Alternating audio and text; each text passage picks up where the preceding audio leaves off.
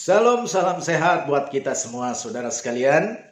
Puji Tuhan, hari ini kita kembali bersama-sama untuk belajar merenungkan kebenaran firman Tuhan. Saudara sekalian yang dikasihi oleh Tuhan, bagi kita yang punya putra-putri yang sudah mulai besar, masuk usia sekolah, tentunya kita sekarang sedang dihadapkan dengan pergumulan khusus berkaitan dengan pendidikan putra-putri kita. Khususnya saudara sekalian, bagi yang penghasilannya belum besar, ya, penghasilannya yang mungkin pas-pasan atau usahanya memang belum stabil dan punya putra-putri yang harus menempuh pendidikan, mungkin masuk TK, SD, SMP, SLA, perguruan tinggi, atau naik kelas, dan semuanya itu tentunya membutuhkan biaya yang tidak sedikit. Dan ini menimbulkan pergumulan khusus. Bahkan saya percaya hari-hari ini ada yang sedang menunggu mujizat dari Tuhan, menunggu datangnya pertolongan dari Tuhan.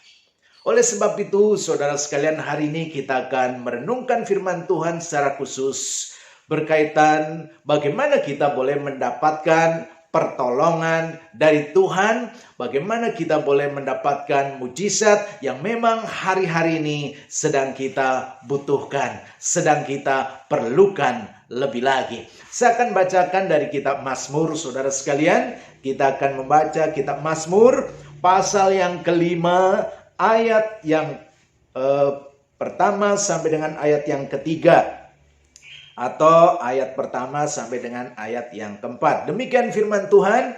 Untuk pemimpin biduan dengan permainan suling, Mazmur Daud. Berilah telinga kepada perkataanku, ya Tuhan, indahkanlah keluh kesahku. Perhatikanlah teriakku minta tolong, ya Rajaku dan Allahku. Sebab kepadamulah aku berdoa. Tuhan, pada waktu pagi Engkau mendengar seruanku. Pada waktu pagi aku mengatur persembahan bagimu dan aku menunggu-nunggu. Saudara sekalian, ini adalah doa Daud. Daud minta pertolongan Tuhan. Kita tahu bahwa Daud adalah seorang pejuang, seorang pahlawan. Dia juga adalah seorang raja. Dan sebagai seorang pejuang, dia harus menghadapi banyak sekali musuh-musuhnya, saudara. Musuh-musuh yang memang mereka juga menjadi musuh Tuhan. Mereka bukan saja orang-orang yang tidak menyembah Tuhan, tapi mereka adalah orang-orang yang membenci Tuhan. Dan tentunya mereka membenci Raja Daud, membenci Daud. Jadi Daud juga menghadapi banyak pergumulan, banyak persoalan, banyak masalah. Oleh sebab itu Daud pun minta pertolongan Tuhan.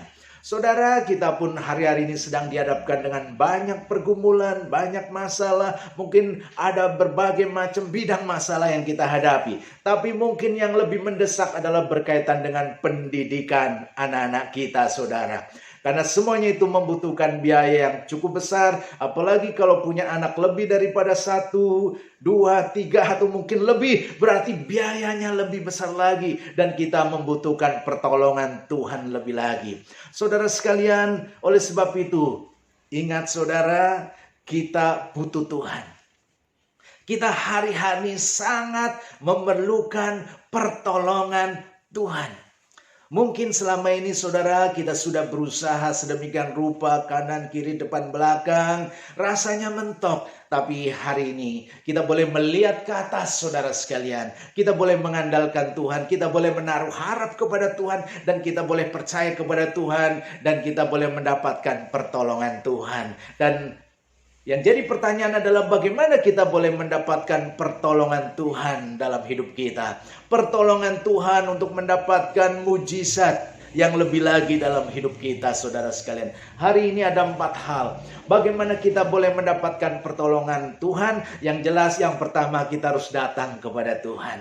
Bahkan kita bisa datang dengan teriakan kita. Kita bisa datang dengan keluh kesah seperti Daud. Di sini dikatakan ayat yang kedua, berilah telinga kepada perkataanku, ya Tuhan, indahkanlah keluh kesahku. Saudara, keluh kesah itu bukan sesuatu yang berdosa. Asal keluh kesah itu kita hadapkan kepada Tuhan.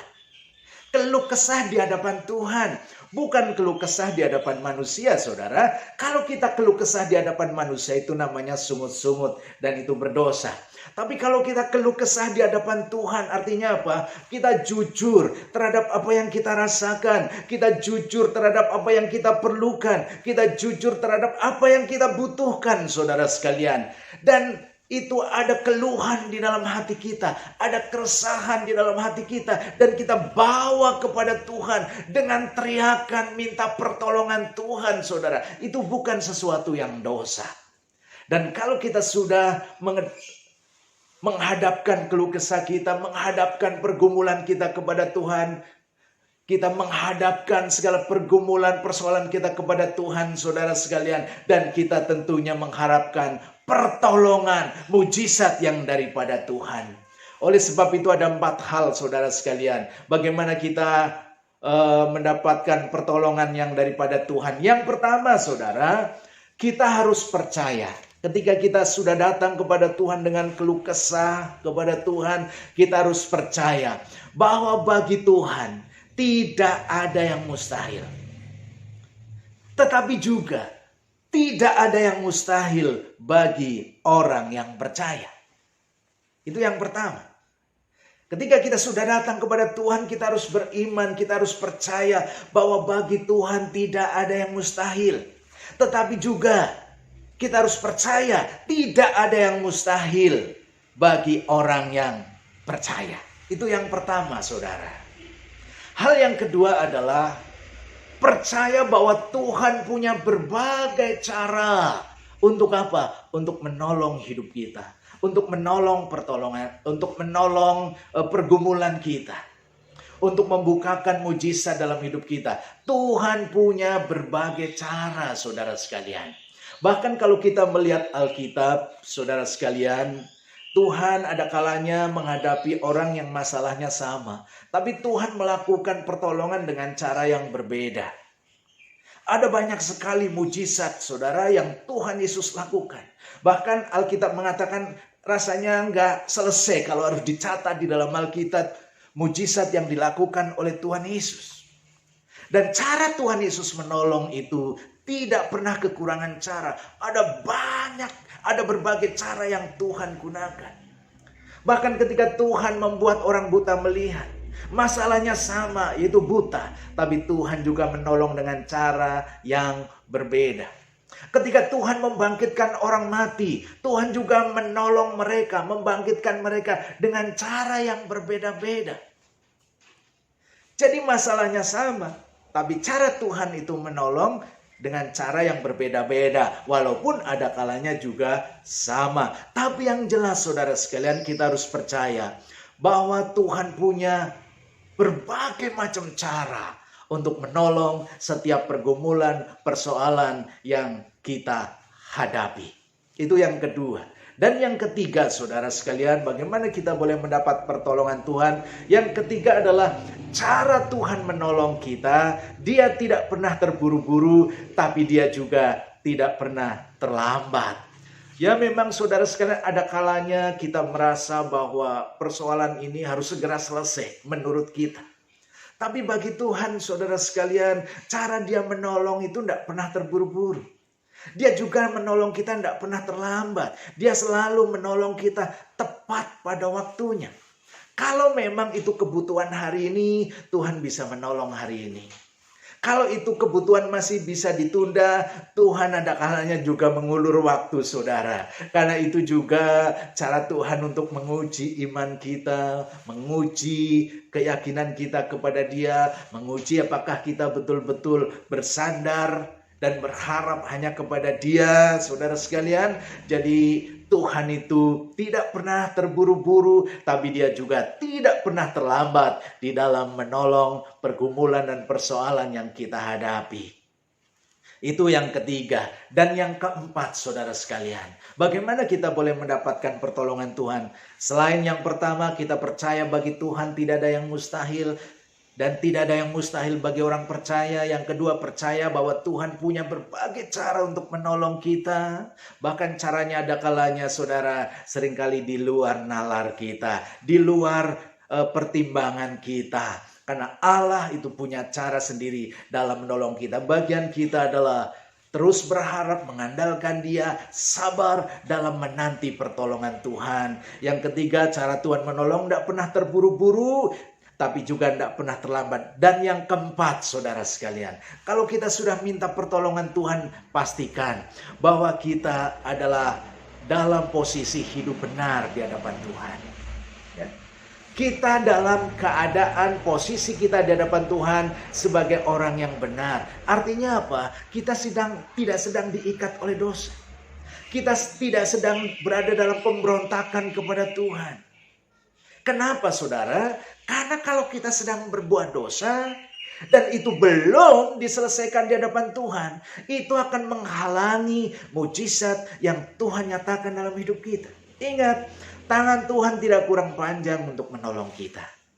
Telinga Tuhan tidak kurang tajam untuk mendengar setiap teriak kita.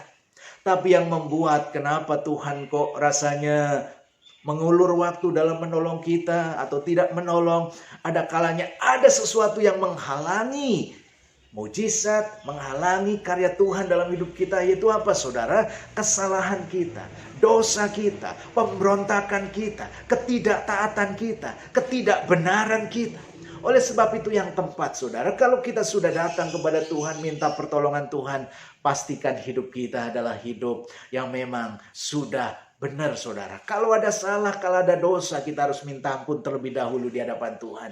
Minta Tuhan sucikan apapun salah dosa kita. Minta Tuhan ampuni dan kita bertobat kembali memiliki hubungan yang pulih dengan Tuhan, saudara. Sehingga mujizat Tuhan, pertolongan Tuhan pun akan Tuhan nyatakan dalam hidup kita. Sehingga tidak ada lagi yang menghalangi mujizat yang Tuhan mau nyatakan dalam hidup kita.